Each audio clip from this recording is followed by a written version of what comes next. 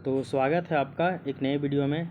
जैसा कि आप सभी को पता है, जेपीएससी मेंस का एग्ज़ाम काफ़ी ज़्यादा रिग्रेसिव होता है और जिसमें मेंस को क्रैक कर पाना एक बहुत बड़ा अपने आप में चैलेंज होता है। तो ऐसे में जब भी अगर मेंस का एग्ज़ाम सामने आता है तो मेंस का एग्ज़ाम क्रैक करने के लिए आपको आंसर राइटिंग में महारती होना बहुत ज़्यादा ज़रूरी है।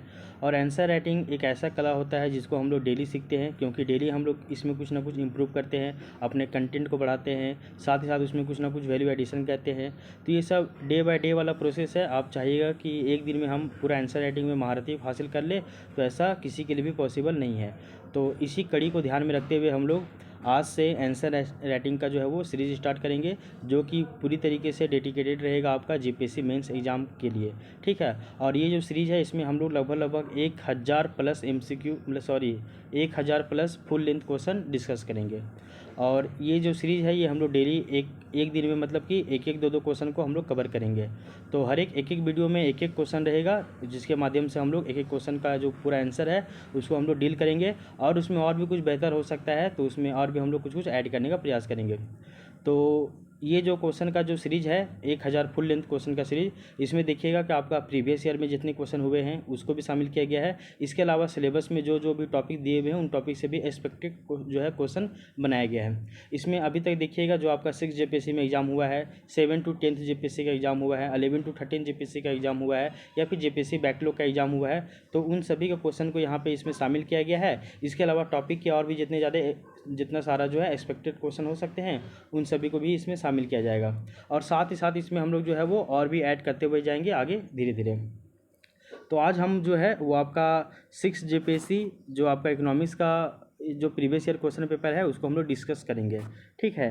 और इसमें जो है वो पहला क्वेश्चन है आज हमारा कि हाल ही में भारतीय विदेश व्यापार की संरचना एवं दिशा में हुए परिवर्तन की विस्तृत चर्चा करें। तो ये जो है वो आपका क्वेश्चन दिया हुआ है और इस क्वेश्चन को ही हम लोग आज डील करना है। देखिए, कोई भी आंसर आपको पता है कि कोई भी आंसर जो है वो पूरा परफेक्ट नहीं होता है। हम लोग परफेक्ट आंसर लिख भी नहीं सकते हैं। कम से कम इतना तो हम लोग मतलब उस हद तक उसमें जो है वो हम लोग डाटा को ऐड करें, या उस हद तक हम लोग सही लिखने का प्रयास करेंगे जिससे जो इन्विजिलेटर है जो कॉपी आपका जांच करेगा उसको लगे कि हाँ इसमें कंटेंट भी है, साथ ही साथ इस टॉपिक के बारे में इसको नॉलेज भी है इस बंदे को। तो बस उतना ही हम लोग को जाना है और एक हम लोग को मतलब कि एवरेज आंसर ही लाना है। ये नहीं कि एक टॉपिक में देखिएगा आपका बहुत ही बढ़िया एक टॉपिक या फिर एक पेपर बहुत ही बढ़िया तैयार किया हुआ है आपका, तो आप उसमें देखिएगा कि पेपर 3 में ज्योग्राफी और ये हिस्ट्री वाले सेक्शन में बहुत नंबर ला लिए हैं, इकोनॉमिक्स में आप फंस गए हैं, उसमें कम नंबर आ गया है। तो ऐसे में कोशिश कीजिए कि आप किसी में ज़्यादा किसी में कम लाने का प्रयास मत कीजिए। इससे बेहतर है कि आप सभी में जनरल आंसर लिखिए और जनरल नंबर भी मिलेगा आपको, तो आप उसी में क्वालिफाई कर जाइएगा। ठीक है, ज़्यादा ज्ञानी बनने के पीछे मत जाइए। तो यही है, इसी के कड़ी में हम लोग आज से आंसर राइटिंग का सीरीज स्टार्ट करेंगे।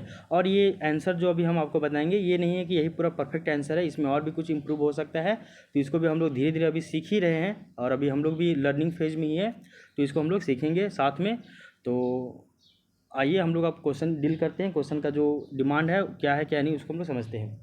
तो क्वेश्चन पूछा गया है कि हाल ही में भारतीय विदेश व्यापार की संरचना और दिशा में जो हुए परिवर्तन है इसकी विस्तृत चर्चा करना है। तो विदेशी व्यापार हम लोग करते हैं, जैसे कि आप इकोनॉमिक्स का जो जब देखिएगा तो इकोनॉमिक्स का जो सिलेबस है इसको 4 ग्रुप में बांटा हुआ है, group A B C D. जिसमें से ग्रुप ए जो है जिसको बोलते हैं हम लोग भारतीय अर्थव्यवस्था के आधारभूत लक्षण यानी कि basic features of Indian economy, इसमें टोटल 12 टॉपिक दिए हुए हैं। ठीक है ना। इसी में ही 12 टॉपिक में देखिएगा कि जो आपका टॉपिक नंबर 12 है उसमें आपका भारतीय व्यापार की संरचना भी दिया हुआ है टॉपिक है, और साथ ही साथ उसकी दिशा ये टॉपिक का नाम है। और इसी में एक टॉपिक और पढ़ना है आपको, भुगतान संतुलन की समस्या यानी कि बीओपी क्राइसिस। तो ये जो क्वेश्चन है वो आपको डायरेक्ट जो है वो ग्रुप ए के टॉपिक नंबर 12 से उठाया गया है। टॉपिक का नाम ही है भारतीय व्यापार की संरचना। तो यहाँ भी क्वेश्चन पूछा गया है कि हाल ही में भारतीय विदेश व्यापार की संरचना एवं दिशा में हुए परिवर्तन की विस्तृत चर्चा करें।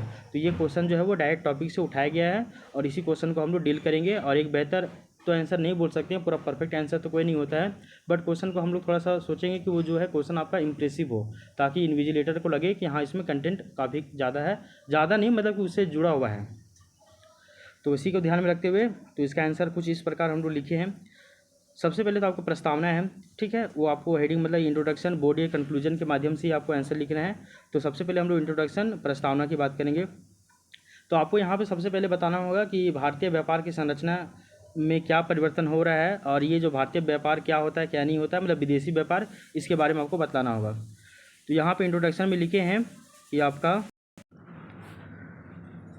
तो इंट्रोडक्शन में लिखा हुआ है विदेशी व्यापार किसी भी राष्ट्र की आर्थिक प्रगति का महत्वपूर्ण आधार होता है। जी हाँ, ये सही बात है।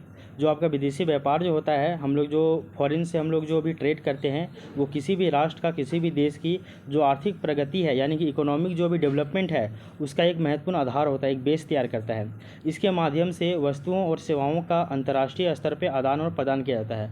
हम लोग बात करें अंतर्राष्ट्रीय व्यापार, अंतर्राष्ट्रीय व्यापार मतलब वस्तुओं का लेन देन अंतर्राष्ट्रीय स्तर पर। जैसे हम लोग अपने मतलब कि देखते होंगे ना, अपने देश के अंतर्गत हम लोग वस्तुओं का आदान प्रदान कर रहे हैं। आप देखिए कि कश्मीर का फल झारखंड में आ रहा है, झारखंड का कोयला और अदर स्टेट में जा रहा है, तो ये वस्तुओं का आदान प्रदान हो रहा है ना।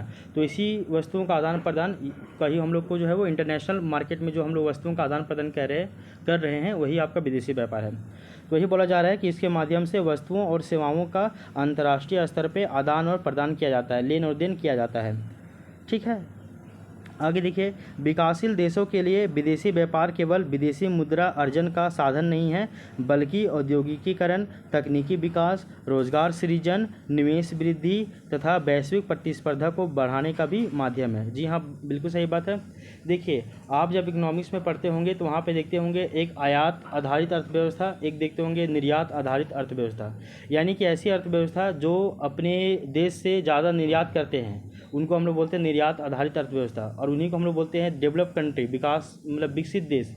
जैसे कि अमेरिका हो गया, चाइना हो गया, जापान हो गया, रसिया हो गया, ये सभी निर्यात ज़्यादा करते हैं। जबकि जो भी आपके अंडर डेवलप कंट्री होते हैं या फिर डेवलपिंग कंट्री होते हैं, जैसे कि भारत हो गया, विकासशील देश हो गया, या फिर और भी जो अन्य जो अल्प विकसित देश है, ये सभी आयात आधारित होते हैं, क्योंकि ये अपने ज़्यादा ज़रूरतों को आयात करते हैं। समझ में आ रहा है? तो ये बताया जा रहा है विकासशील देशों के लिए विदेशी व्यापार केवल विदेशी मुद्रा अर्जन का साधन नहीं है, बल्कि औद्योगिकीकरण, तकनीक विकास, रोजगार सृजन, निवेश वृद्धि तथा प्रतिस्पर्धा बढ़ाने को भी ये एक तरह से माध्यम प्रदान करता है। तो देखिए, उन लोग का भी एक माध्यम है। कहने का अर्थ है कि हम लोग विदेशों से जब हम लोग कोई सामान बेचते हैं तो उससे हम लोगों को क्या मिलता है, विदेशी मुद्रा भंडार में, फॉरेक्स रिजर्व में वृद्धि होता है।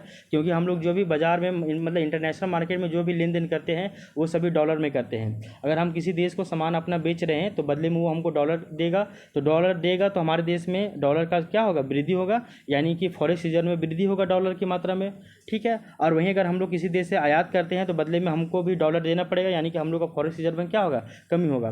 तो ओवरऑल कहने का मतलब है कि जो आपका विदेशी व्यापार होता है वो केवल किसी भी विकासशील देशों के लिए विदेशी मुद्रा का अर्जन यही नहीं होता है, यानी कि विदेशी मुद्रा का ही आदान प्रदान, लेन देन ही नहीं होता है, बल्कि हम लोग वस्तुओं और सेवाओं के जरिए हम लोग औद्योगिकीकरण, इंडस्ट्रियलाइजेशन को बढ़ावा देते हैं, तकनीकी विकास को भी हम लोग एक दूसरे में बढ़ावा देते हैं। इसके अलावा रोजगार का भी सृजन होता है। आप देखते होंगे एक वर्ड आता है प्रेषण का वर्ड होता है, यानी कि रेमिटेंस, जिसमें आप देखते होंगे कि हमारे देश से बहुत सारे मजदूर, हमारे देश से बहुत सारे लेबर, हमारे देश से बहुत सारे जो भी है, जैसे कि डॉक्टर, इंजीनियर, साइंटिस्ट विदेशों में गए हैं, अपने सर्विसेज वहाँ प्रदान कर रहे हैं, या फिर दूसरे देशों से हमारे यहाँ पे आ रहे हैं, यानी कि इन सभी का लेन देन हो रहा है ना। इसके अलावा रोजगार सृजन हो रहा है, देखते होंगे एम्प्लॉयमेंट जनरेट हो रहा है।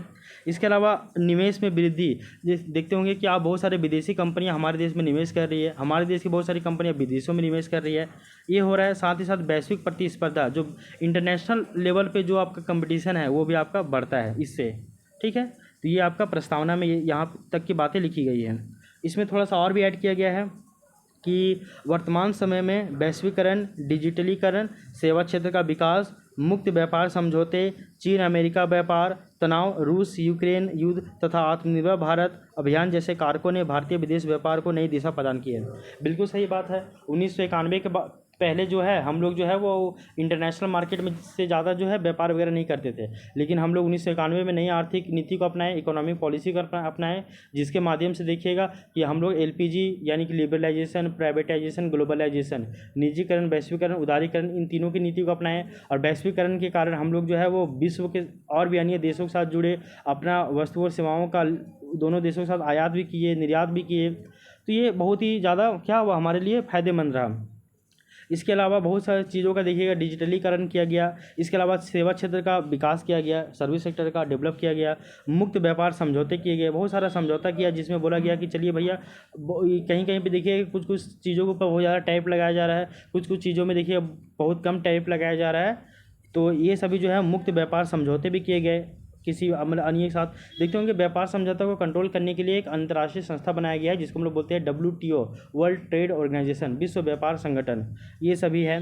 इसके अलावा चीन अमेरिका व्यापार, चीन अमेरिका के साथ व्यापार किया कर रहा है, भारत रशिया के साथ व्यापार कर रहा है, भारत अमेरिका के साथ कर रहा है, भारत चाइना के साथ कर रहा है, सभी के साथ ये व्यापार हो रहा है। इसके अलावा आप देखते होंगे कि तनाव भी बहुत ज़्यादा हो रहा है। तनाव देखते होंगे कि रशिया और यूक्रेन में भी युद्ध चल रहा है, तो इससे भी तनाव हो रहा है। चीन और अमेरिका में जो व्यापार होता था उसमें भी अभी तनाव हो रहा है। इसके अलावा आत्मनिर्भर भारत कार्यक्रम जैसे आया है जिसके माध्यम से हम लोग अपने देश को एम्पावर्ड बनाने के लिए, आत्मनिर्भर बनाने के लिए प्रयास किया जा रहा है मोदी जी गवर्नमेंट के द्वारा।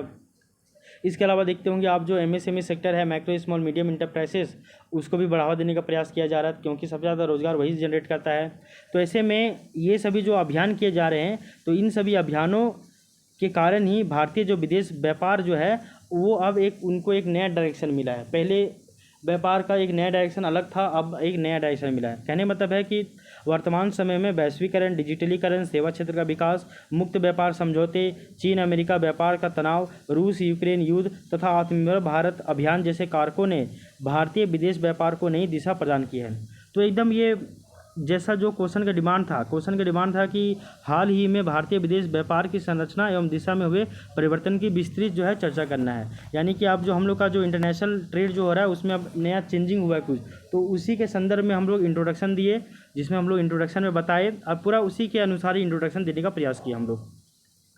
तो इंट्रोडक्शन यहाँ तक हो गया। इंट्रोडक्शन में क्या बोले, विदेशी व्यापार किसी भी राष्ट्र की आर्थिक प्रगति का महत्वपूर्ण आधार होता है। इसके माध्यम से वस्तुओं और सेवाओं का जो है वो अंतर्राष्ट्रीय स्तर पे आदान और प्रदान किया जाता है।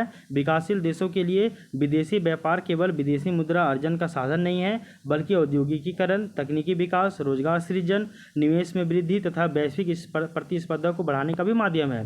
वर्तमान समय में वैश्वीकरण, डिजिटलीकरण, सेवा क्षेत्र का विकास, मुक्त व्यापार समझौते, चीन अमेरिका व्यापार तनाव, इसके अलावा रूस यूक्रेन युद्ध और आत्मनिर्भर भारत अभियान जैसे कारकों ने भारतीय विदेश व्यापार को एक नई दिशा प्रदान की है। ये यहाँ तक का इंट्रोडक्शन हो गया। अब हम लोग आगे देखेंगे ये जो परिवर्तन हुआ है क्या क्या है, उन सभी परिवर्तन को एक एक परिवर्तन को हम लोग डिटेल्स यहाँ पे बताएंगे। ठीक है, यहाँ पे आप इसका लिखने का जो फॉर्मेट है इसमें आप अपने अनुसार कुछ और भी इसमें ऐड कर सकते हो। तो अब हम लोग देखेंगे एक एक करके जो है अभी आपका परिवर्तन हुआ है। तो भारतीय विदेश व्यापार की संरचना में परिवर्तन, ये हम लोग अब हेडिंग देंगे। अब ये जो परिवर्तन हुआ इस परिवर्तन में हम लोग देखेंगे कौन कौन से परिवर्तन हुए हैं। तो यहाँ पे बताया जा रहा है कि विदेश व्यापार की संरचना से आशय उन वस्तुओं एवं सेवाओं की प्रकृति से है जिनका निर्यात एवं आयात किया जाता है। तो विदेशी व्यापार, विदेश से व्यापार किया जा रहा है, इसका मतलब ये है कि उन सभी वस्तुओं से है जिनका मतलब इनका आशय ये है विदेशी व्यापार, मतलब कि जो वस्तुओं और सेवाओं का हम लोग आदान और प्रदान कर रहे हैं वही आपका विदेशी व्यापार कहला रहा है। ठीक है, इसमें हम लोग क्या क्या चेंजिंग हो रहा है उसको हम लोग देखेंगे। सबसे पहले तो देखेंगे वो है आपका, एक मिनट रुक जाइए जरा सा। तो सबसे पहले जो चेंजिंग हो रहा है वो देखिए, कृषि प्रधान निर्यात से औद्योगिक एवं विनिर्माण आधारित निर्यात की ओर परिवर्तन। तो पहले हम लोग ना कृषि प्रधान निर्यात ज़्यादा करते थे, यानी कृषि से संबंधित चीज़ों का आयात और निर्यात ज़्यादा करते थे। बट अब जो है वो हम लोग औद्योगिक क्षेत्रों का, इंडस्ट्रियलाइजेशन का, इसके अलावा विनिर्माण आधारित यानी कि मैन्युफैक्चरिंग डिपेंडेंट जो भी निर्यात है, इंपोर्ट है, एक्सपोर्ट है, इसको हम लोग अब बढ़ा रहे हैं। यानी पहले हम लोग कृषि आधारित थे, अब हम लोग औद्योगिक और विनिर्माण आधारित हो गए हैं निर्यात में। तो यही चीज़ बोला जा रहा है कि कृषि प्रधान निर्यात से औद्योगिक एवं विनिर्माण आधारित निर्यात की ओर परिवर्तन हुआ है। कैसे हुआ और कैसे नहीं हुआ वो हम अब यहाँ पे देखेंगे। बोला जा रहा है कि स्वतंत्रता प्राप्ति के समय भारत का जो विदेशी व्यापार जो था वो मुख्यतः किस पे आधारित था, तो कृषि उत्पादों पे ही आधारित था। फिर से सुनिएगा, स्वतंत्रता प्राप्ति के समय भारत का विदेशी व्यापार मुख्यतः कृषि उत्पादों पर ही आधारित था। आगे देखिए, भारत जो है वो चाय, जूट, कपास, कॉफ़ी, मसाले तथा तंबाकू जैसी वस्तुओं का ही निर्यात करता था। यानी कि भारत जो पहले निर्यात करता था वो कृषि से संबंधित वस्तुओं का ही ज़्यादा निर्यात करता था, जैसे कि चाय, जैसे कि जूट, कपास, कॉफ़ी, मसाला, तंबाकू इत्यादि। उस समय भारत की अर्थव्यवस्था कृषि प्रधान अर्थव्यवस्था थी। तो भारत की अर्थव्यवस्था स्टार्टिंग में कैसा था, कृषि प्रधान है, अभी भी कृषि प्रधान ही अर्थव्यवस्था है, लेकिन अब इसमें हम लोग सेवा क्षेत्र का भी और आपका जो है द्वितीयक क्षेत्र मैन्युफैक्चरिंग क्षेत्र का भी इसमें अब योगदान धीरे धीरे बढ़ रहा है। और साथ ही साथ यहाँ पे जो पहले था औद्योगिक जो था औद्योगिकीकरण काफ़ी ज़्यादा सीमित था। यानी कि पहले भारत जो है वो भारत की अर्थव्यवस्था कृषि प्रधान थी और उस समय औद्योगिक जो क्षेत्र था बहुत ही ज़्यादा सीमित मात्रा में था। बट आप देखते होंगे कि कृषि प्रधान अभी भी है, बट अभी भी हम, लेकिन अब हम लोग का औद्योगिक क्षेत्र और सेवा क्षेत्र काफ़ी ज़्यादा डेवलप कर गया है। ठीक है, आगे देखिए। किंतु वर्तमान समय में भारत के निर्यात की संरचना में बहुत बड़ा परिवर्तन आया है। भारत जो है वो अब इंजीनियरिंग वस्तुएं, पेट्रोलियम उत्पाद, ऑटोमोबाइल, रसायन, औषधियाँ, इलेक्ट्रॉनिक सामान तथा मशीनरी का निर्यात कर रहा है। तो पहले भारत केवल कृषि संबंधित उत्पादों का ज़्यादा निर्यात करता था, बट अब भारत का निर्यात संरचना में परिवर्तन हुआ है और अब भारत जो है वो इंजीनियरिंग वस्तुओं का, पेट्रोलियम उत्पादों का, ऑटोमोबाइल का, रसायन का, औषधियों का, इलेक्ट्रॉनिक सामान का और साथ ही साथ मशीनरी का मशीनरी का निर्यात कर रहा है। ठीक है, अब यहाँ पे बताइएगा कि ये जो परिवर्तन आपका हो रहा है, इस परिवर्तन के प्रमुख कारण क्या थे वो बताइएगा। यहाँ पे हम 4-5 को केवल पॉइंट में लिख दिए हैं, पॉइंट को डिस्क्राइब नहीं किए हैं। अगर आप चाहिएगा तो पॉइंट को आप डिस्क्राइब कर सकते हो 2-2, 3-3 लाइन में। तो ये जो परिवर्तन हो रहा है इसके पीछे का कारण भी बताना है और इसका प्रभाव भी बताना है। तो इसके पीछे का कारण क्या है? पहला कारण है कि औद्योगिकीकरण में वृद्धि हुई है, इंडस्ट्रियलाइजेशन हुआ है। दूसरा है आर्थिक उदारीकरण हुआ है, यानी कि इकोनॉमिक लिबरलाइजेशन हुआ है। तीसरा आप देखिएगा कि मेक इन इंडिया जैसे अभियान आए हैं भारत में। इसके अलावा देखिएगा कि तकनीकी विकास अब हो गया है, तकनीकी विकास हुआ है। इसके अलावा विदेशी निवेश का भी आगमन हुआ है। तो विदेशी निवेश जैसे कि हम लोग बोलते हैं ना, foreign direct investment, FDI, FII, FPI, ये सभी का जो है वो आगमन अब हमारे देश में बहुत ज़्यादा हो गया है। इस कारण से विदेशी व्यापार की जो संरचना थी वो कृषि प्रधान से अब चेंज होकर अब किधर चली गई है? औद्योगिक क्षेत्रों की ओर, सेवा क्षेत्रों की ओर। ठीक है, अब यहाँ पे बतलाइएगा कि ये जो परिवर्तन हुआ है औद्योगिक क्षेत्रों में, मतलब भारतीय विदेशी व्यापार में, तो इस परिवर्तन का आखिर प्रभाव फिर क्या पड़ेगा? तो प्रभाव भी आपको बतलाना होगा। तो प्रभाव भी यहाँ पे 3-4 लाइन में बता दिए हैं, इसको भी डिस्क्राइब नहीं किए हैं, आप इसको कर सकते हो। प्रभाव क्या क्या है? जैसे कि निर्यात में मुख्य जो है वो संवर्धन बढ़ा है निर्यात में। इसके अलावा औद्योगिक विकास को गति मिली है इससे। इसके अलावा विदेशी मुद्रा आय में वृद्धि हुई है फॉरेक्स रिजर्व में। इसके अलावा बताया जा रहा है कि भारत जो है वो वैश्विक विनिर्माण श्रृंखला का हिस्सा बन गया है। तो भारत जो है वैश्विक यानी कि वर्ल्ड लेवल पे जो मैन्युफैक्चरिंग जो श्रृंखला है, यानी कि मैन्युफैक्चरिंग जो चेन है, उसका भारत भी क्या बन गया? हिस्सा बन गया है। तो प्रभाव ये रहा है। ठीक है, तो पहला प्रभाव हम लोग क्या बताए हैं, पहला परिवर्तन बतलाए हम लोग क्या, तो वो है कृषि प्रधान निर्यात से औद्योगिक और विनिर्माण आधारित निर्यात की ओर परिवर्तन हुआ है। पहला परिवर्तन ये है।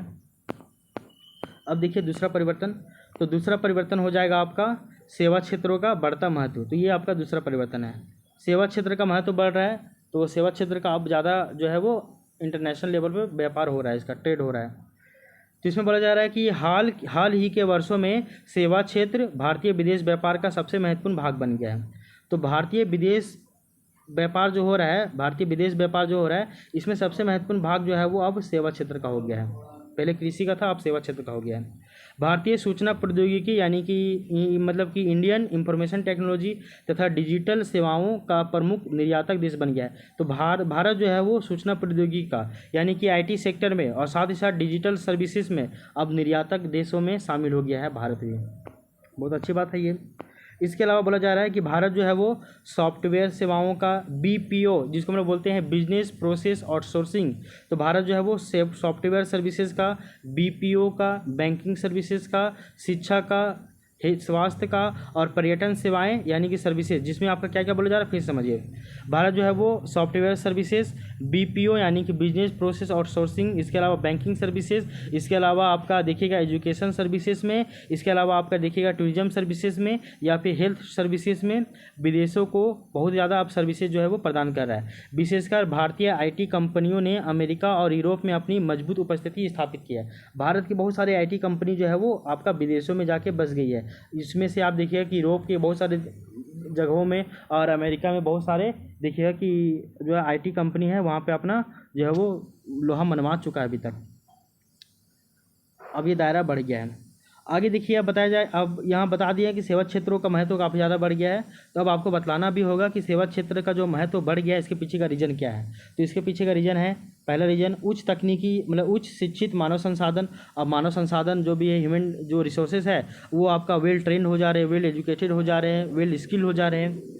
इसके अलावा अंग्रेजी भाषा का ज्ञान हो रहा है। इसके अलावा डिजिटल तकनीक का विकास हुआ है। इसके अलावा इंटरनेट एवं संचार क्रांति आई है। संचार क्रांति की बात करें यानी कि कम्युनिकेशन क्रांति यानी कि रिवोल्यूशन आ गया है। आप देखते होंगे ना कि पहले तो भारत में भी देखते होंगे कि 2016 से पहले नेट क्या था क्या नहीं था, इस किसी को पता भी नहीं था, पता था बहुत कम लोगों को पता था। अब तो 2016 के बाद ग्रामीण इलाकों में भी इंटरनेट के बारे में जानकारी हो गया, जब से जियो के द्वारा अनलिमिटेड डाटा आया था ना, मतलब फ्री इंटरनेट, तब से ये हुआ है। आगे देखिए, सेवा क्षेत्र के बढ़ते महत्व का प्रभाव। अब इसके पीछे का कारण बता दिए हैं, अब इसका महत्व बतलाइएगा। तो सेवा क्षेत्र में जो भी बढ़ता जो महत्व है, इसका प्रभाव क्या होगा? प्रभाव यही होगा कि विदेशी मुद्रा भंडार में वृद्धि होगी, एफडीआई ये सब बढ़ेगा तो आपका फॉरेक्स रिजर्व में वृद्धि होगा, उच्च कौशल रोजगार का विकास होगा, उच्च कौशल रोजगार का भी विकास होगा, डिजिटल अर्थव्यवस्था को मजबूती या फिर बढ़ावा दिया जाएगा। साथ ही साथ भारत का जो है वो वैश्विक पहचान और भी ज़्यादा क्या हो जाएगा, जो है वो मजबूत हो जाएगा। और इसमें बोला जा रहा है कि आज जो है सेवा निर्यात भारत की अर्थव्यवस्था का प्रमुख स्तंभ बन गया है। अगर हम लोग बात करें अभी जो आपका सर्विस सेक्टर है, वो भारत का जो इकोनॉमी है, अर्थव्यवस्था है, इसका एक मजबूत या प्रमुख स्तंभ यानी कि मेन पिलर बन गया है इसका, ठीक है ना, सेवा निर्यात भारतीय अर्थव्यवस्था का। तो दो ठो बता दिए हैं, पहला आप कृषि क्षेत्र से औद्योगिक और सर्विसेज क्षेत्र में हम लोग का चेंजिंग हुआ है, दूसरा बताइएगा कि आपका सेवा क्षेत्र में चेंजिंग हुआ है। तीसरा बतलाइएगा वो है आपका उच्च तकनीकी व्यापार का विस्तार हुआ है। तो उच्च तकनीकी व्यापार का विस्तार हुआ है कैसे कैसे, वो देखिए। हाल ही में मतलब बोला जा रहा है कि भारत ने हाल के वर्षों में मोबाइल निर्माण, इलेक्ट्रॉनिक्स, अंतरिक्ष तकनीक तथा रक्षा उत्पादन में उल्लेखनीय प्रगति की है। बिल्कुल सही बात है। मोबाइल मैन्युफैक्चरिंग में देखिएगा भारत अब जो है वो पहला या दूसरे नंबर पे आता है पूरे वर्ल्ड में। इसके अलावा देखिएगा इलेक्ट्रॉनिक्स में, इसके अलावा देखिए अंतरिक्ष तकनीक में, स्पेस टेक्नोलॉजी में देखिएगा कि भारत जो है वो अब बहुत ही उल्लेखनीय प्रगति कर ही रहा है। रक्षा उत्पादन में भी, डिफेंस प्रोडक्शन में भी, या फिर रक्षा प्रौद्योगिकी में, डिफेंस टेक्नोलॉजी में भी भारत जो है वो बहुत ही ज़्यादा उल्लेखनीय प्रगति किया है। इसके साथ ही साथ मेक इन इंडिया तथा उत्पादन रहित या फिर उत्पादन आधारित प्रोत्साहन योजना यानी कि PLI, प्रोडक्शन लिंक्ड इनिशिएटिव, ये सब जो प्रोग्राम चलाया जा रहा है भारतीय गवर्नमेंट के द्वारा, इसके कारण विदेशी कंपनियां जो है वो भारत में उत्पादन कर रही है। देखो, मेक इन इंडिया, आत्मनिर्भर भारत कार्यक्रम, उत्पादन आधारित प्रोत्साहन योजना यानी कि प्रोडक्टिव या प्रोडक्शन लिंक्ड इनिशिएटिव, इन सभी प्रोग्राम के कारण विदेशी कंपनियां भारत में उत्पादन कर रही है। ये हमारे लिए अच्छी बात है कि नहीं है? और इससे धीरे धीरे वैश्विक विनिर्माण केंद्र के रूप में जो है वो भारत उभर रहा है। वैश्विक विनिर्माण केंद्र के रूप में जो है भारत की प्रगति हो रही है, भारत जो है वो उभर भी रहा है। ठीक है, अब यहाँ पे बताइएगा कि जो आपका उच्च तकनीकी व्यापार हो रहा है, इसका जो विस्तार हुआ है, तो इसका प्रभाव क्या क्या पड़ेगा। तो इसका प्रभाव क्या क्या में पड़ेगा वो देख लीजिए। जैसे कि आपका रोजगार के अवसर बढ़ेंगे, बिल्कुल सही बात है। विदेशी निवेश आकर्षित होगा। इसके अलावा तकनीकी हस्तांतरण भी हुआ है। इसके अलावा निर्यात क्षमता में भी हम लोगों की क्या हुई, वृद्धि हुई है। और निर्यात क्षमता में वृद्धि हो रही है, ये हमारे लिए पॉजिटिव सिग्नेचर है, साइन है। आगे देखिए, भारत अब केवल उपभोक्ता बाजार नहीं बल्कि उत्पादन केंद्र भी बनता जा रहा है। पहले भारत जो है वो उपभोक्ता बाजार था, यहाँ पे कुछ चीज़ भी उत्पादन होता नहीं था, हम लोग निर्यात करते नहीं थे, हम लोग सब आयात करते थे। आप सोचिए ना कि हमारे यहाँ पे एक समय ऐसा भी था 1960-70 के दशक में कि हम लोग अपने देश में रहने वाले लोगों के लिए गेहूं भी उपलब्ध नहीं करवा पा रहे थे, और ऐसे में हम लोगों को दूसरे देशों से गेहूं आयात करना पड़ता था, अमेरिका से। और आज भारत इस स्थिति में पहुंच गया है कि भारत जो है पूरे विश्व का सबसे बड़ा गेहूं उत्पादक देश बन गया है। चावल में तो इंडोनेशिया है, लेकिन गेहूं उत्पादक में प्रथम स्थान पे है ये भारत, द्वितीय स्थान पे है चाइना गेहूं उत्पादन में। और एक समय ऐसा भी था 1960-70 के दशक में, जब भारत अपने देश के लोगों के लिए गेहूं भी उपलब्ध नहीं करवा पाता था, ऐसे में उसको खरीदना पड़ता था। समझ रहे हो ना? तो भारत जो है वो अब जो है वो उपभोक्ता बाजार नहीं रहा है, अब उपभोक्ता बाजार नहीं रहा है, साथ ही साथ अब क्या हो गया, वो उत्पादन केंद्र के रूप में उभर रहा है भारत। ठीक है, 3 ठो हो गया आपका परिवर्तन। अब चौथा परिवर्तन है कि ब्रिटेन केंद्रित व्यापार से बहुध्रुवीय व्यापार की ओर परिवर्तन। पहले हम लोग जो व्यापार करते थे ना, आदत लगा दिया था ना ब्रिटेन हमारे यहाँ पे कि जो भी व्यापार करना है इंटरनेशनल ट्रेड यानी कि ब्रिटेन से ट्रेड, वही आपका इंटरनेशनल ट्रेड कहलाता था। तो हम लोग भी पहले ब्रिटेन से ही ज़्यादा व्यापार करते थे, तो जो भी व्यापार है वो ब्रिटेन केंद्रित व्यापार था। अब उससे हम लोग को बदल कर बहुध्रुवीय व्यापार की ओर हम लोग परिवर्तन हुए हैं। यानी कि बोला जा रहा है कि जो भी आपका औपनिवेशिक काल जब तक रहा था, कोलोनिज्म टाइम पीरियड जब तक हम लोग का रहा था, यानी कि जब तक हमारे ऊपर ब्रिटिश लोगों का राज था, तो औपनिवेशिक काल में भारत का जो अधिकांश व्यापार था वो केवल ब्रिटेन के साथ होता था। लेकिन वर्तमान समय में भारत का जो व्यापार है वो अनेक देशों के साथ जो है वो फैल चुका है, भारत का व्यापार। बिल्कुल सही बात है। आज भारत जो है वो प्रमुख व्यापारिक साझेदार है कौन कौन, जैसे कि अमेरिका के साथ चीन हो गया, रसिया हो गया, यूएई हो गया, सऊदी अरब हो गया इत्यादि। इसमें और भी एक दो पॉइंट जोड़ दीजिएगा किससे क्या क्या व्यापार कर रहा है, इससे और भी आंसर आपका बढ़िया हो जाएगा। अब ये देखिए, ब्रिटेन केंद्रित जो भी व्यापार था उससे अब हम लोग बहुध्रुवीय व्यापार की ओर परिवर्तन हुआ है। तो ये हमारे देश के लिए फायदा है ना, इसका सकारात्मक प्रभाव पड़ेगा ना, क्या क्या पड़ेगा वो देखिए। तो इसका सकारात्मक प्रभाव है कि किसी एक देश पर जो है निर्भरता हम लोग का अब क्या हो गया, कम हो गया है। नए बाजार प्राप्त हुए हैं, इसके अलावा व्यापारिक जोखिम भी हम लोग का क्या हो गया, कम हो गया है। और वैश्विक संबंध भी हम लोग का इससे क्या हुआ, मजबूत हो गया है। तो ये सब हम लोग का जो है वो सकारात्मक प्रभाव है। इसके अलावा और भी परिवर्तन हुआ है, जैसे कि पांचवा परिवर्तन हो जाएगा एशियाई देशों का बढ़ता महत्व। पांचवा परिवर्तन क्या है, एशियाई देशों का बढ़ता महत्व। तो इसमें बोला जा रहा है कि भारत का जो व्यापार है अब एशियाई देशों के साथ तेज़ी से बढ़ रहा है। बिल्कुल सही बात है, भारत का जो व्यापार है अब वो एशियाई देशों के साथ बहुत ज़्यादा तेज़ी से बढ़ रहा है। और आसियान देशों जैसे कि चीन, जापान, खाड़ी देश यानी कि गल्फ कंट्री, इनके साथ भारत का जो है व्यापारिक संबंध बहुत ज़्यादा क्या हो गया, अब मजबूत हो गया है।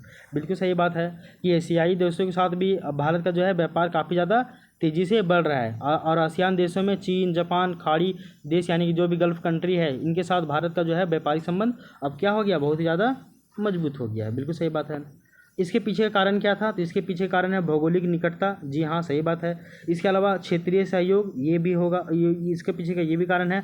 ऊर्जा की आवश्यकता, अब हम लोग देखिए ऊर्जा की आवश्यकता में बात कीजिएगा तो हम लोग रसिया से, हम लोग देखते होंगे कि आप ईरान से, ये सब से हम लोग क्या खरीदते थे, तेल खरीदते थे, क्रूड ऑयल खरीदते थे, ठीक ना। तो ऊर्जा की आवश्यकता है। इसके अलावा मुक्त व्यापार समझौते, बहुत सारे मुक्त व्यापार समझौते भी किए जा रहे हैं, तो इससे भी हम लोग का एक ये रीजन बन रहा है।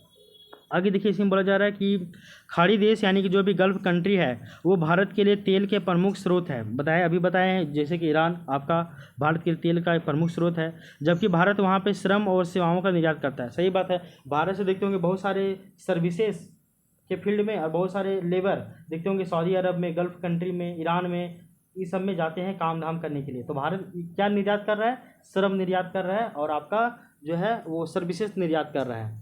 और भारत उन लोगों से क्या आयात कर रहा है, तो तेल का जो है तेल आयात कर रहा है, ठीक है, गल्फ कंट्री से, खाड़ी देशों से। ये पांचों परिवर्तन हो गया। एक और परिवर्तन है आपका छठा नंबर का परिवर्तन, वो है कि अफ्रीका और लैटिन अमेरिका के साथ व्यापार में विस्तार हुआ है। तो अफ्रीका के साथ भी हम लोग व्यापार में वृद्धि कर दिए हैं और साथ ही साथ जो भी आपका लैटिन अमेरिका था इसके साथ भी व्यापार में वृद्धि हुआ है। तो बोला जा रहा है कि भारत ने दक्षिण दक्षिण सहयोग नीति यानी कि साउथ साउथ जो भी आपका सहयोग नीति तो कोऑपरेटिव पॉलिसी है, इसके अंतर्गत अफ्रीकी तथा लैटिन अमेरिकी देशों के साथ भी व्यापार को बढ़ाया है। बिल्कुल सही बात है। और भारत इन देशों को क्या करता है, तो दवाइयाँ, कृषि तकनीक, मशीनरी, वाहन, इन सभी का निर्यात करता है। आप देखते होंगे ना कि अफ्रीका के बहुत सारे, अफ्रीका जो भी महाद्वीप है तो अफ्रीका महाद्वीप में 54 गो देश है। 54 गो देश में देखते होंगे ना कि 54 गो या फिर 45 गो देश है, कन्फ्यूज हो रहे हैं हम। तो 54 या फिर 45 गो जो देश है वहाँ पे देखते होंगे इंडियन गाड़ी बहुत ज़्यादा वहाँ मिलेगा, क्योंकि भारत निर्यात कर रहा है, दवाई निर्यात कर रहा है, कृषि तकनीक निर्यात कर रहा है, मशीनरी निर्यात कर रहा है, वाहन निर्यात कर रहा है, ठीक है ना। और वहाँ से बहुत सारे चीज़ों को मंगा भी रहा है भारत, तो ये भी याद रखेगा। तो आपका छठा क्या हो जाएगा कि अफ्रीका और लैटिन अमेरिका के साथ व्यापार में क्या हो गया, हम लोग का विस्तार हुआ है। तो यही बोला जा रहा है कि भारत ने दक्षिण दक्षिण सहयोग नीति के अंतर्गत अफ्रीकी तथा लैटिन अमेरिकी देशों के साथ व्यापार को बढ़ाया है और भारत इन देशों को दवाइयाँ, कृषि तकनीक, मशीनरी, वाहन निर्यात ये सभी करता है और वहाँ से निर्यात भी करता है, मतलब यहाँ से निर्यात भी करता है और वहाँ से बहुत सारी चीज़ों को आयात भी करता है। सातवां नंबर पॉइंट हो जाएगा आपका, सातवां जो चेंजिंग हुआ है वो हो जाएगा आपका मुक्त व्यापार समझौते जो भी हुआ है, FTA मुक्त व्यापार समझौते, यानी कि इसको हम लोग बोलते हैं फ्री ट्रेड एग्रीमेंट। क्या बोलते हैं, फ्री ट्रेड एग्रीमेंट, इसका भी प्रभाव हुआ है। तो बोला जा रहा है कि भारत ने विभिन्न देशों के साथ मुक्त व्यापार समझौते किए हैं। भारत जो है बहुत सारे देशों के साथ जो है वो मुक्त व्यापार समझौता किया है, जिससे व्यापारिक करों में क्या आई है, कमी आई है। यानी कि जो भी हम लोग जब मार्केट, इंटरनेशनल मार्केट में हम लोग जब भी चीज़ों का आदान प्रदान करते हैं, चीज़ों को खरीदते हैं तो उसमें भारी भरकम टैक्स लगता है। तो कुछ चीज़ों पे देखिएगा कि मुक्त व्यापार समझौता हुआ है, जिसके तहत कुछ चीज़ों के ऊपर तो एकदम टैक्स लगता ही नहीं है, समझे ना, और उसमें गवर्नमेंट सब्सिडी दे देता है, ऐसा भी है। तो ये बोला जा रहा है कि भारत ने विभिन्न देशों के साथ मुक्त व्यापार समझौते किए हैं और जिससे व्यापारिक करों में क्या आई है, कमी आई है। और देखिए ये जो प्रमुख समझौते हैं कौन कौन से हैं, यहाँ पे केवल नाम लिख दिए हैं, आप इसके बारे में थोड़ा सा इसको एलिब्रेट कर दीजिएगा आप अपने से, ठीक है ना। जैसे कि ASEAN India FTA, ASEAN India FTA यानी कि आपका फ्री ट्रेड एग्रीमेंट। इसके अलावा दूसरा है UAE इंडिया CEPA क्या होता है, इसका फुल फॉर्म आप सर्च कीजिएगा। इसके अलावा ऑस्ट्रेलिया इंडिया ECTA, ये सभी आप याद रखिएगा। तो ये सभी जो है प्रमुख व्यापारिक समझौते हुए हैं, जो कि आपका मुक्त व्यापार समझौता है यानी कि फ्री ट्रेड एग्रीमेंट है। ये सभी के बारे में आप थोड़ा सा 2-3 लाइन याद कर लीजिएगा, ठीक है ना। ये सबसे आपको आइडिया लग जाएगा। आगे देखिए,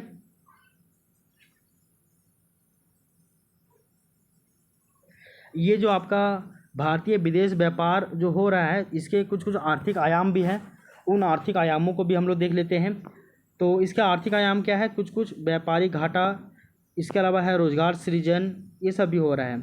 तो बोला जा रहा है कि भारतीय विदेश व्यापार जो हो रहा है इसके कुछ आर्थिक आयाम भी है। जैसे कि पहला हो जाएगा आपका व्यापार घाटा। तो बोला जा रहा है कि भारत का जो आयात है वो निर्यात से अधिक है, विशेषकर तेल एवं सोने के आयात के कारण इससे व्यापार घाटा यानी कि फिस्कल डिफिसिट ही कहा जाता है हम लोग इसको। देखिए, अगर कोई भी देश निर्यात ज़्यादा करेगा और आयात कम करेगा तो उसका जो NFIA है यानी कि net factor income from abroad, विदेशों से प्राप्त शुद्ध आय, वो उसका ज़्यादा रहेगा। और जिस भी कंट्री का NFIA पॉजिटिव में रहेगा यानी ज़्यादा रहेगा, वो आपका विकसित देश कहलाएगा। और जिसका NFIA कम रहेगा यानी कि वो आयात ज़्यादा करेगा, निर्यात कम करेगा। तो मतलब कि आप जैसे समझिए, इसको सिंपल लैंग्वेज समझिए, आपके पास सब ज़रूरत का चीज़ है, आपको कुछ ज़्यादा कुछ नहीं चाहिए, कुछ कुछ सामान आपको घटा हुआ वो आपको चाहिए, और आपके पास बहुत ज़्यादा कुछ कुछ ऐसे ऐसे मैं समझिए, एग्जाम्पल समझा रहे, दूसरा एग्जाम्पल समझिए।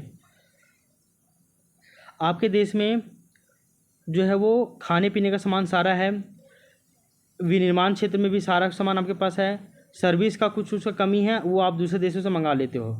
और एक देश ऐसा है जिसके पास खाने पीने का भी सामान नहीं है, सर्विस सेक्टर भी उसका ज़्यादा डेवलप नहीं किया है, इंडस्ट्रियलाइजेशन भी नहीं हुआ है, तो उसके पास बहुत कम है, वो सभी चीज़ों का आयात करेगा। और आपके पास आधा ज़्यादा चीज़ें हैं, बस आपको कुछ कुछ चीज़ों का आयात करना होगा। तो ऐसे में देखिएगा कि आपका जो NFI है वो आपका कम रहेगा, और दूसरे देशों का जो सब कुछ आयातें कर रहा है उसके पास कुछ है ही नहीं, सब चीज़ दूसरे विदेशों से मंगा रहा है, तो वो घाटे में जाएगा ना। तो सिंपल वही बात है। तो बोला जा रहा है कि भारत का जो आयात जो है वो निर्यात से अधिक है, यानी हम लोग चीज़ों को ज़्यादा मंगा रहे हैं और चीज़ों को बेच कम रहे हैं, मंगा ज़्यादा रहे हैं। तो मंगा ज़्यादा रहे हैं मतलब कि जब मंगाएंगे कोई चीज़ खरीदेंगे तो आपको पैसा देना पड़ेगा, तो आपका पैसा जेब खाली होगा कि नहीं होगा। और आप चीज़ों को बेच रहे हैं मतलब कि पैसा आ रहा है, तो आपका जेब भरा रहेगा ना, वही चीज़ बोला जा रहा है।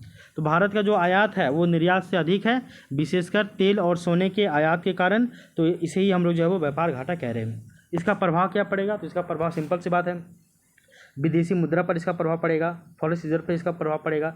इसके अलावा चालू खाते के जो घाटा है इसमें वृद्धि होगा। देखिए, जब आप ये पढ़िएगा ना बैलेंस ऑफ पेमेंट, तो उसमें 2 तरह का खाता होता है, एक होता है आपका चालू खाता, एक होता है आपका पूंजीगत खाता। चालू खाता में ही आपका देखते होंगे वस्तुओं का व्यापार करते हैं, सेवाओं का जो है व्यापार वगैरह को शामिल किया जाता है। और पूंजीगत खाता में आप देखते होंगे FDI इनफ्लो, FDI का आउटफ्लो, FPI का इनफ्लो, FPI का आउटफ्लो, इन सभी को शामिल किया जा रहा है। तो यही बोला जा रहा है कि चालू खाते में भी जो है घाटे में वृद्धि हो, क्योंकि आप वस्तुओं और सेवाओं का आयात ज़्यादा कर रहे हो, तो आपका चालू खाता जो है वो आपका डेफिसिट में चला जाएगा, उसमें घाटे में वृद्धि होगी। इसके अलावा रुपये के मूल्य में गिरावट होगा, सही बात है। तो रुपये के मूल्य में गिरावट होगी क्योंकि आप चीज़ों का आयात ज़्यादा कर रहे हो ना। तो आप डॉलर खरीद रहे हो, अभी डॉलर का वैल्यू है जितना, देखिए $1 के बराबर मान लीजिए लगभग 90 रुपया है, यानी कि आप 90 रुपया खर्च करोगे तब आपको मिलेगा $1।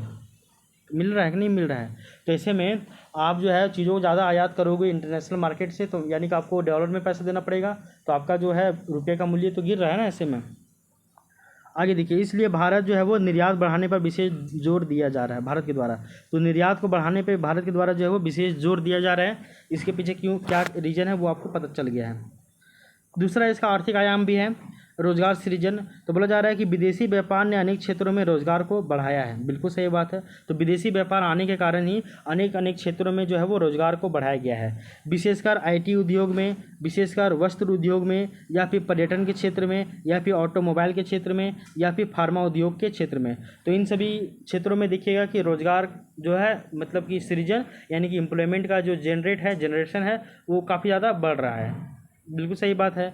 तो विदेशी व्यापार के कारण ही अनेक अलग अलग क्षेत्रों में जो देखिएगा कि रोज़गार बढ़ा है। आप आज से 20 साल पहले देखते होंगे कि ये आपका अमेजोन, फ्लिपकार्ट या स्विगी या फिर और भी जो डोमिनोज, ये सब कुछ था नहीं था ना। तो ये सभी जो है अब देखते होंगे कि इंटरनेशनल मार्केट से ये सभी चीज़ों का आदान प्रदान हुआ, तब लोगों को आदत हुआ तो एक नया उद्योग खुला, इससे लोगों को रोज़गार भी मिला। आज से पहले ये सब पॉसिबल था क्या? 20 साल पहले नहीं, कोई जानता भी नहीं था। तो ये सभी कैसे फुलफिल हुआ, कैसे शुरुआत हुआ? विदेशी व्यापार हुआ तो लोग जान पाए, तब भारत में भी उसका मांग हुआ, तब उसके लिए फिर यहाँ पे आपूर्ति स्टार्ट हुआ, तो उससे रोज़गार सृजन हुआ। बिल्कुल सही बात है।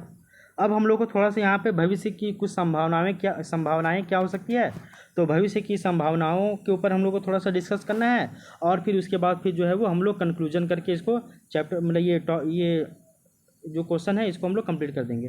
ठीक है ना, 1 मिनट रुकिएगा ज़रा सा। अब थोड़ा सा हम लोग भविष्य की संभावनाओं की तरफ चलते हैं। तो बोला जा रहा है कि यदि भारत में निर्यात प्रसंस्करण क्षेत्र यानी कि जो भी आपका एक्सपोर्ट प्रोसेसिंग जो भी एरियाज है, इसके अलावा ड्राई पोर्ट, इसके अलावा कौशल विकास यानी कि स्किल डेवलपमेंट, इसके अलावा बोला जा रहा है कि कौशल विकास, इसके अलावा मूल्य संवर्धन उद्योग, इनको अगर बढ़ावा दिया जाए तो ये राज्य मतलब ये सभी जो चीज़ें हैं वो भारत के प्रमुख निर्यात केंद्रों में विकसित हो सकता है। तो ये सभी जो चीज़ें हैं अगर बताया जा रहा है कि अगर भारत जो है वो निर्यात प्रसंस्करण क्षेत्रों में ज़्यादा निवेश करे, ड्राई पोर्ट में, कौशल विकास में या फिर मूल्य संवर्धन उद्योग में अगर इन्वेस्टमेंट करके इसको बढ़ावा देता है, तो ऐसे में भारत के जो प्रमुख निर्यात केंद्र है ये सभी विकसित होंगे और इससे हम लोगों के लिए फ़ायदा होगा। अब हम लोग लास्ट में थोड़ा सा इसके बारे में निष्कर्ष बता देंगे और उसके बाद हम लोग इस टॉपिक को जो है वो मतलब इसको क्वेश्चन को कंप्लीट कर देंगे। निष्कर्ष में क्या लिखेंगे? भारतीय विदेश व्यापार की संरचना एवं दिशा में व्यापक परिवर्तन हुए हैं। बिल्कुल सही बात है कि भारतीय विदेश व्यापार की संरचना में क्या हुए हैं, इसकी संरचना में भी और इसकी दिशा में भी व्यापक परिवर्तन हुए हैं। ठीक है, इसको बतलाइएगा, आगे देखिए। और बोला जा रहा है कि भारत जो है वो कृषि निर्यात अर्थव्यवस्था से औद्योगिक एवं सेवा आधारित निर्यात अर्थव्यवस्था में परिवर्तित हुआ है। बिल्कुल सही बात है। इसके अलावा व्यापारिक साझेदारियों का जो है वो विस्तार हुआ है और तकनीकी विकास हुआ है तथा वैश्विक एकीकरण हुआ है, जिससे भारत की आर्थिक शक्ति को क्या हुआ है, ये सभी दर्शा रहा है। तो यही चीज़ बोला जा रहा है इसमें कंक्लूजन में कि भारतीय विदेश व्यापार की संरचना एवं दिशा में व्यापक परिवर्तन हुए हैं और भारत कृषि आधारित निर्यात अर्थव्यवस्था से औद्योगिक एवं सेवा आधारित निर्यात अर्थव्यवस्था में परिवर्तित हो चुका है और व्यापारिक साझेदारी का विकास, तकनीकी विकास तथा वैश्विक एकीकरण भारत की आर्थिक शक्ति को दर्शाते हैं। बिल्कुल सही बात है। हालांकि व्यापार घाटा, आयात निर्भरता एवं वैश्विक अस्थिरता जैसी चुनौतियां अभी भी मौजूद है। क्या बोले कि अभी भी वर्तमान समय में भी व्यापार घाटा यानी कि ट्रेड डेफिसिट, आयात निर्भरता यानी कि आयात हम लोग ज़्यादा कर रहे हैं, आयात के ऊपर निर्भर है। इसके अलावा वैश्विक अस्थिरता जो आपका है ग्लोबल अनस्टेबिलिटी, ये सभी जो चुनौती है अभी भी मौजूद है। परंतु भारत जो है वो आत्मनिर्भर भारत जैसे कार्यक्रम या फिर मेक इन इंडिया जैसे कार्यक्रम या फिर हरित ऊर्जा तथा डिजिटल अर्थव्यवस्था जैसी नीतियाँ भारत को भविष्य में जो है वो वैश्विक व्यापार शक्ति बनाने की क्षमता रखती है। तो वर्तमान समय में ये सभी तो चुनौती है, फिर भी भारत जो है वो आत्मनिर्भर भारत जैसे कार्यक्रम या फिर मेक इन इंडिया, हरित ऊर्जा, डिजिटल अर्थव्यवस्था, ये सभी जो पॉलिसी को भारत ला रहा है, ये पॉलिसी भारत को आने वाले भविष्य में जो है वो वैश्विक व्यापार शक्ति बनाने की क्षमता कैपेबिलिटी रखती है। साथ ही साथ इसमें हम झारखंड के पॉइंट इसमें जोड़े हैं, तो बोला जा रहा है कि साथ ही साथ झारखंड जैसे संसाधन संपन्न राज्यों को यदि निर्यातोन्मुख औद्योगिक विकास से जोड़ा जाए तो भारत की समग्र आर्थिक प्रगति और भी ज़्यादा अधिक तेज़ी से हो सकती है। बिल्कुल सही बात है। तो इसमें झारखंड का भी पॉइंट जोड़ा गया है तो काफ़ी अच्छा है।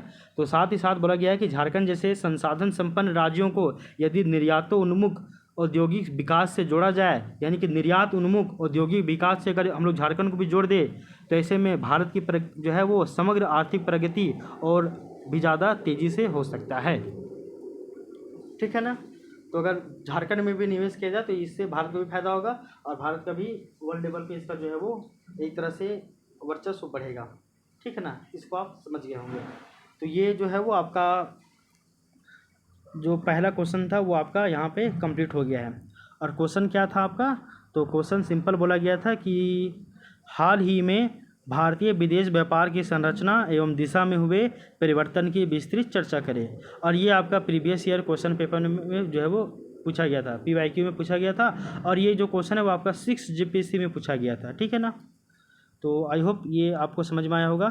और देखिए हम ये भी बोल रहे हैं कि इसमें भी और भी डायमेंशन आप अपने अनुसार इसमें जोड़ सकते हो। ये नहीं कि यही आंसर है, इसमें और भी आपको जो भी सही लगे उसको आप जोड़ सकते हो। ये आंसर लगभग 6 साढ़े 6 पेज का था, आप इसको 7 साढ़े 7 पेज का भी आंसर बना सकते हो, इसमें कुछ कुछ पॉइंट को और भी जोड़कर, ठीक है ना। आपको जो ठीक लगे अपने अनुसार। तो इस तरह से अगर हम लोग डेली एक एक दो दो क्वेश्चन करते हुए जाए ना, तो आपके लिए बहुत ही बढ़िया हो जाएगा फिर, ठीक है। और सिलेबस भी हम लोग का बहुत ही जल्दी जल्दी धीरे धीरे कवर भी हो जाएगा और फिर इतना ज़्यादा परेशानी नहीं होगा, ठीक है। तो अब हम लोग मिलते हैं नेक्स्ट वीडियो में एक नए क्वेश्चन के साथ। तो तब तक के लिए thank you, take care, bye bye, आपका दिन शुभ हो।